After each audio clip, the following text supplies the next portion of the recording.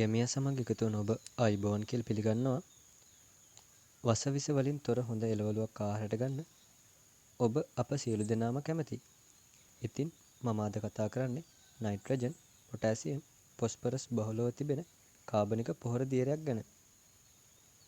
මුලින්ම මගේ channel එක subscribe කරලා නැත්නම් දැන්ම subscribe කරලා bell icon එක click කරමු.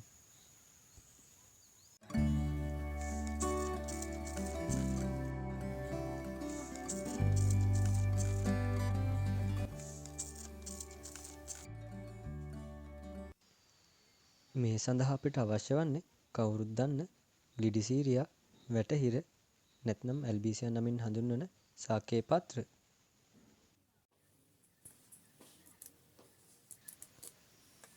ප්‍රථමයෙන් සාක පත්‍ර වංගඩියකට දමා ගත යුතුයි.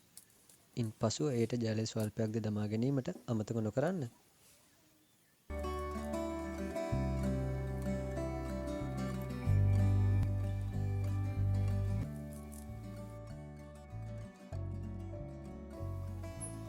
ඉන්පසුව කුඩා කැඩිලි වනතුරුම හොඳින් කොටා ගත යුතුයි.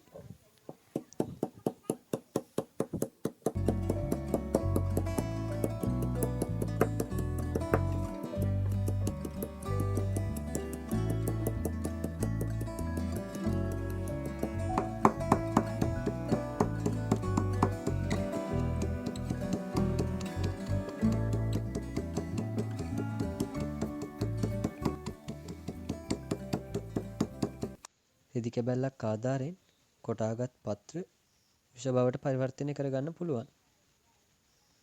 ඉතින් ස්වල්ප වේලාවකින් මේ සාදාගෙන ඒ මොහොතේ වුවද භාවිතා කළ හැකි දියර පොහොරයක් තමයි මේ.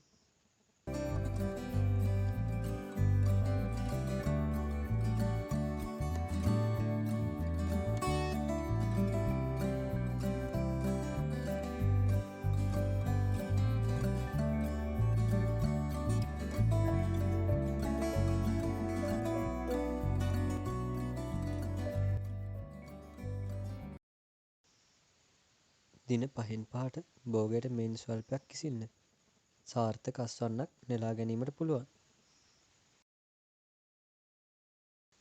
යාළුවන්වත් අමතක නොකරන්න. එයාලටත් බලන්න ෂෙයා කරන්න. ගෙමෙවත් subscribe කරලා bell icon එක click කරන්න.